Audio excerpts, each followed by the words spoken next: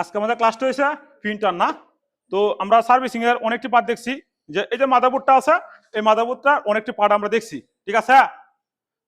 এইদিকে অনেকটি পার্ট দেখছি, দেওয়ার পরে এখন কিভাবে কি লাগাইতে হয় আমরা সম্পূর্ণ প্রসেসটা দেখছি। আমাদের আজকে পার্ট হয়েছে 4 নম্বর পার্ট না। তো 1 নম্বর পার্টে পড়েছি, তো 2 নম্বর পার্টে অনেক কিছু কাজ আমরা বুঝাইছি কি কি সমস্যা হতে পারে। 3 নম্বর পার্টে কালকে ফুল সিলিং দিয়েছি। আজকে 4 নম্বর পার্টে আমার হয়েছে প্রিন্টার দেওয়ার পর আমাদের শেষ, কারণ প্রিন্টারের পর আর কিছু নাই গিয়া। তো একটা কম্পিউটারের সময় আমরা কাজ করি, তা কাজ করার সময় আমাদের সবকিছু ডকুমেন্ট আমরা লিখছি, লেখার পর আমাদের কি করতে হইব, প্রিন্ট দিতে হইব। প্রিন্ট দেওয়া লাগতো না? তাহলে আমরা 6 মাস কোর্স করার পরে যদি আমরা প্রিন্টার মেশিনটা সেট আপ না করতে পারি, কম্পিউটার সেট আপ না করতে পারি, প্রিন্ট না দিতে পারি, তাহলে আমাকে চাকরি থাকবে? চাকরি কিন্তু করা যেত না। তো কাজে আমাদের 6 মাস কোর্স করার সময় আমাদের প্রিন্টার মেশিনটা কিভাবে কাজ করা লাগে, কারণ তুমি যে সময় একটা অফিসে কাজ করবা, তো নতুন একটা কম্পিউটার সেট আপ আইছে, তখন তুমি সেট আপ করতে পারো না, তো লজ্জাজনক দুঃখজনক। এই কারণে তোমার প্রিন্টার কোন জায়গা কি লাগে, যেমন প্রিন্টারের কেবলটা কোথায় থাকবে, প্রিন্টারের লাইনটা কোথায় থাকবে, প্রিন্টারের কোন জায়গায় আমাদের অন করতে হইব, প্রিন্টারে কিভাবে ফিল্ম দিতে হইব, কোন ফাতার কিভাবে দিতে হবে, এগুলো আমাদের বুঝতে হবে। তো প্রথমে আমরা কি করব, বাংলাদেশের পেপার কটা চলে আগে কি বুঝছিলাম, বাংলাদেশের পেপার সবচেয়ে বেশি চলে, একটা হচ্ছে এয়ারপোর্ট পেপার, আর হচ্ছে লিগ্যাল পেপার। আমার টিউটোরিয়ালের মধ্যে অনেক বুঝাই দিয়েছি, ঠিক আছে। তো যে সময় তোমরা ফিন দিবা, ফিন দেওয়ার সময় এই দেখবা কোনা আছে না, হ্যাঁ, এই কোনাটা এইভাবে যদি বাঙ্গাতে হয় তাহলে কিন্তু লাগাইও না, দেখছ।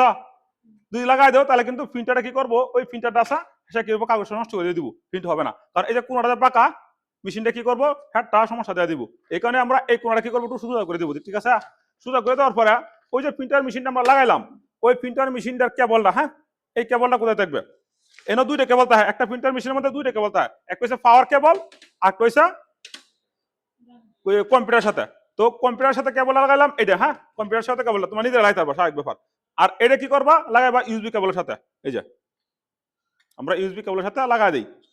এখানে এক্সটার্নাল পুট কেবল আছে আরো, অনেক সময় মাদারবোর্ডের সাথে কম থাকে, পরে এক্সটার্নাল পুট আনি লাগানি যা এর সাথে। তাহলে এই যে ইউএসবি কেবলটা কি থাকলো, প্রিন্টারের যে কেবলটা আছে, প্রিন্টারের কেবলটা থাকলো এর সাথে।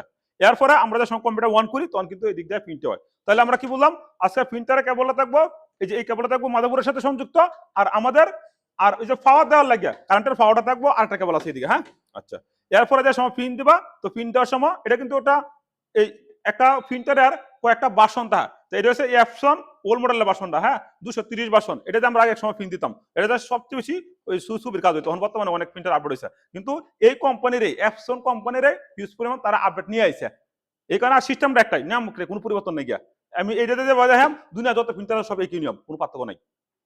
তো এই প্রিন্টার এইভাবে আসলাম, আসার পরে এই যে পাতারা আছে, হ্যাঁ, এই পাতারা আমরা কি করব, এই প্রিন্টারটার মধ্যে আমরা এটা যে আগে সবচেয়ে বেশি কাজ করতো ফটোশপের কাজ করা হতো, এটাতে বেশিরভাগ ফটোশপ আর প্রিন্টার। তো এটাতে আমরা কি করতাম, এইদিকে আমরা একটু হালকা সাফাইতাম, এই যে সাফাইতাম, হ্যাঁ, ক্যামেরা দিকে আনো, এই যে আছে যে আমরা যদি এই প্রিন্টারটা এইভাবে নেই তাহলে কিন্তু প্রিন্টার সাফা নিয়ে যাচ্ছে, এইভাবে যদি আসি তাহলে প্রিন্টারটা কিন্তু সাফা নিয়ে যাচ্ছে। এখন পাতা মনে করো যে আমি লিগ্যাল পাতা একটু বড় না, তো লিগ্যাল পাতা বড় লাগে, আর এ4 পাতা একটু ছোট না, তো এই কারণে আমরা কি করতেছি, এই গাঁটটাতে আমরা উঠানামা করতে পারি, হ্যাঁ, এটা। এরপর আমরা কি করবো, এইভাবে প্রিন্টারটা লাগাইবো, যেমন একটু শুধু হালকা আমরা একটু বাড়াই দিলাম, দেখছ। এই যে পাতা দেওয়ার সময় এভাবে দিবা যে পড়ছে নাকি। আর সবসময় তোমার দেখবে যে কোন আমাদের কোন সমস্যা আছে নাকি, তা কোন আমাদের কোন সমস্যা থাকে তাহলে কিন্তু প্রিন্ট হবে না। এরপরে স্বাভাবিকভাবে তোমরা কি করবা, পাতা দিয়ে দিবা। এখন এই পাতার মধ্যেও গ্রাম আছে, যেমন 81 গ্রাম আছে, 65 গ্রাম আছে, 100 গ্রাম আছে। তো এই পাতারা যে নর্মাল পাতা দিবা না, মিনিমাম 80 গ্রাম পাতা ব্যবহার করবা, একটু মোটা পাতাটা, হ্যাঁ, তখন ফিতাটা সমস্যা করতো না, নাহলে যেহেতু পাতাটা একবার পাতলা, পাতাটা সমস্যা দিতে পারে। এটা যে সময় তোমরা পাতা কিনা দেবা, যে সময় তখন বলবা 80 গ্রাম বা 60 গ্রাম, 100 গ্রাম এরকম মধ্যে বুঝে লিবা, তাহলে বেশিরভাগ 80 গ্রামের পেপার পিন দেওয়ার সবচেয়ে বেশি ভালো। তো এই পাতা দিলাম, আর এই যে দেখো সুইটে দিকানো, এখন আমরা তো এদিকে দিলাম না, আবার এইদিকে দেখো একটা অপশন, বদ্ধ করার অপশন, হ্যাঁ, তো এটা কুলিতে দিলা। আচ্ছা, আর এইটা কি বলে, এই যে এটা বলে ডাম, হ্যাঁ, এই জন্য কিন্তু কালারটা, হ্যাঁ।